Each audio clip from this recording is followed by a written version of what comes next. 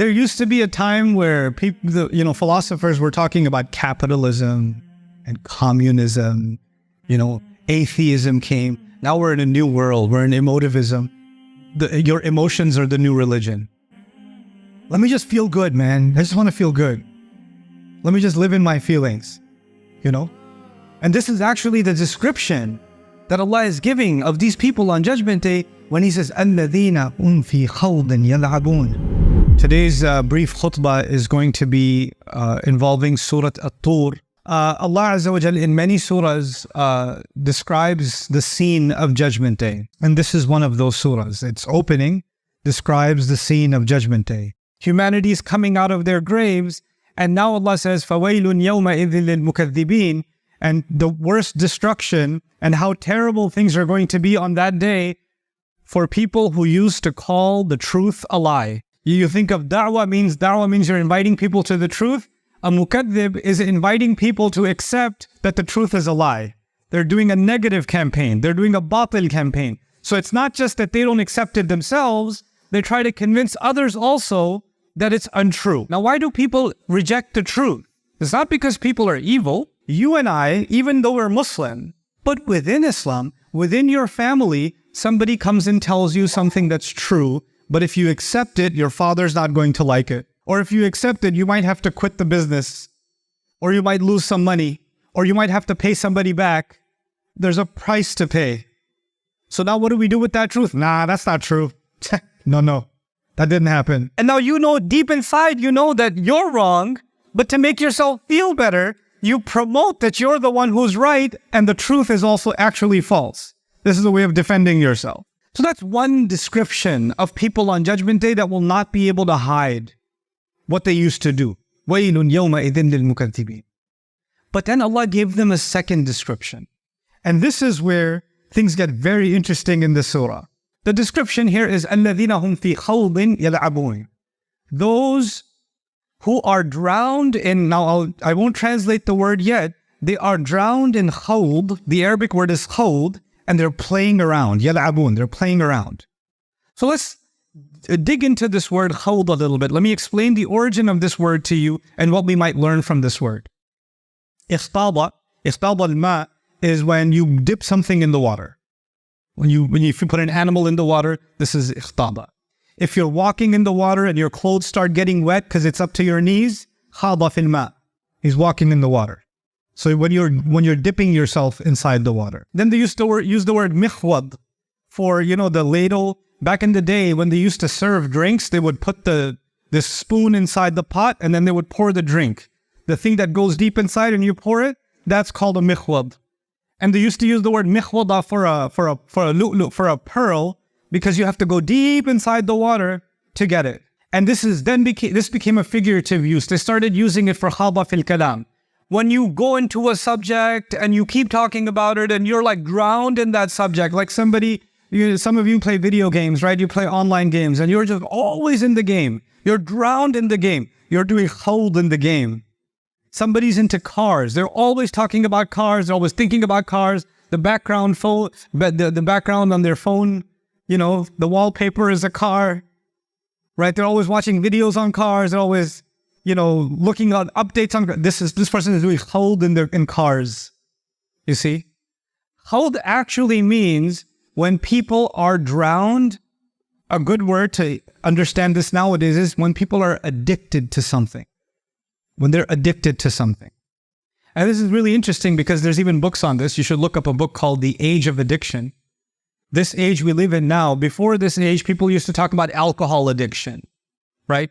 Gambling can become an addiction. People that go to gambling, they don't just go once. They go back, they go back, they go back.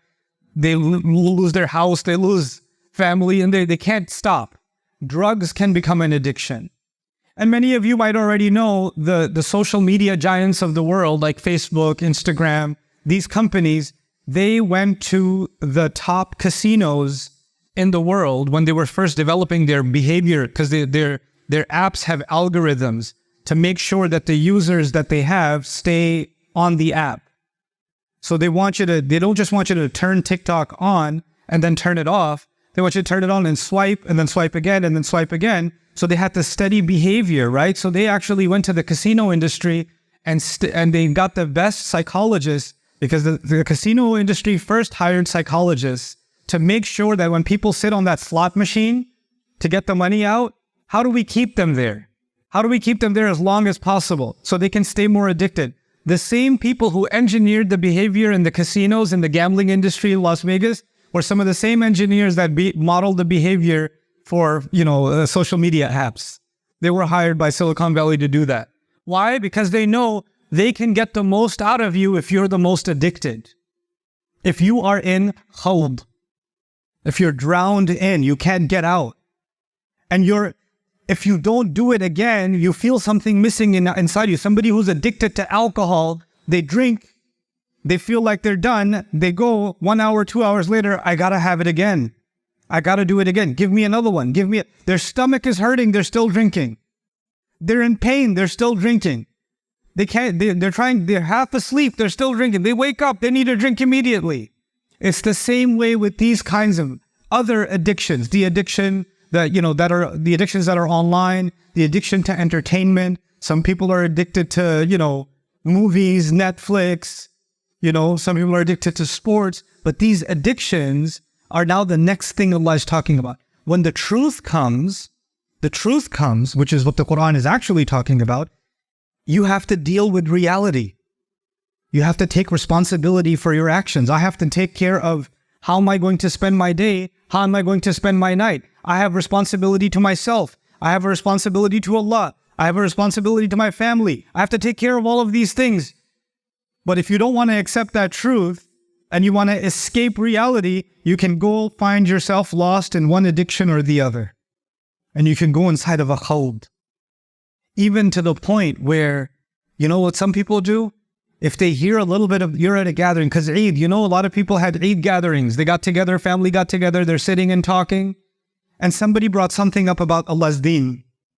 And you'll notice some people in the family, immediately they change the subject and they want to do khawd in a different subject immediately. And they want to talk about it. And they're, oh, no, what about that UFC fight? What about this game? What about this movie? Oh my God, that was amazing. And they want to keep talking about it. And if they do talk about the deen, they talk about the deen as a joke. It's like it's something funny to talk about. And even then, Allah even describes, حَتَّى يَفُوضُوا فِي حَدِيثٍ غَيْرِهِ.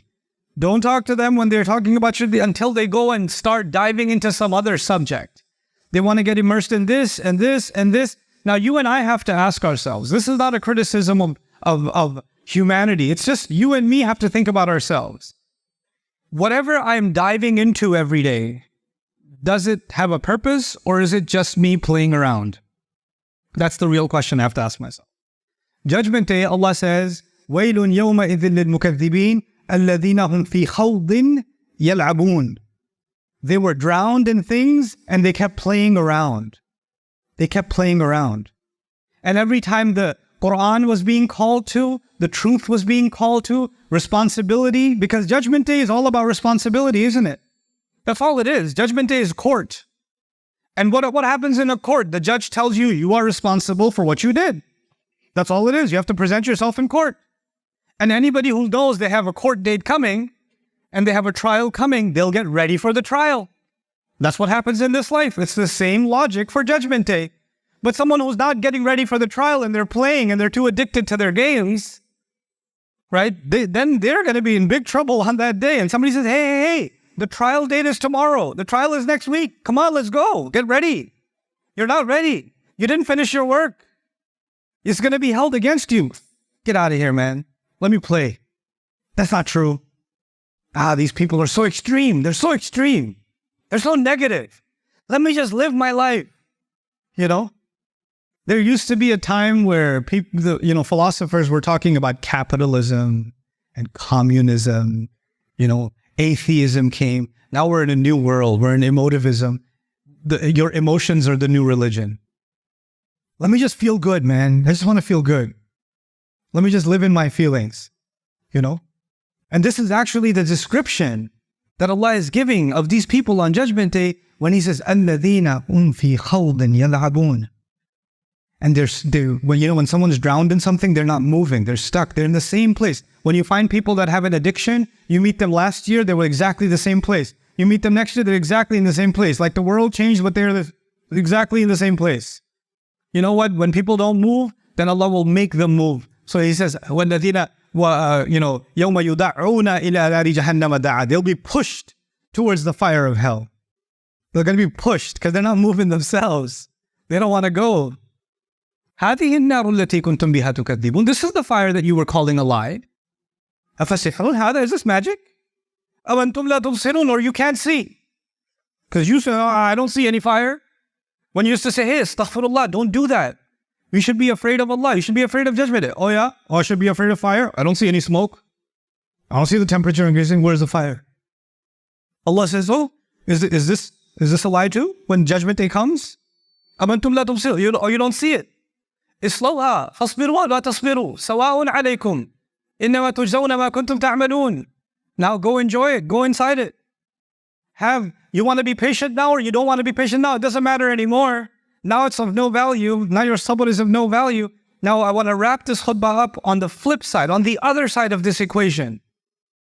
Is what Allah says is going to be the people that are not in trouble on Judgment Day. Allah says, إِنَّ الْمُتَّقِينَ فِي جَنَّاتٍ وَنَعِيمٍ. That's all He says. People that protect, the people of taqwa are in Jannah and they're relaxed. That's what He says. And the rest of the ayat are a description of Jannah, which may be for another time. Almost 300,000 souls have already been gifted a Bayyinah TV sponsorship, and the impact has been immense. But over 50,000 eager students who can't afford it are still waiting to begin their journey. You can help. Visit bayyinah.com/gift to share the gift of the Quran so that another soul can explore the depths of Allah's words. Their access lasts a year, but its impact may last a lifetime. I want you to help me help them and give the gift of Bayyinah TV today.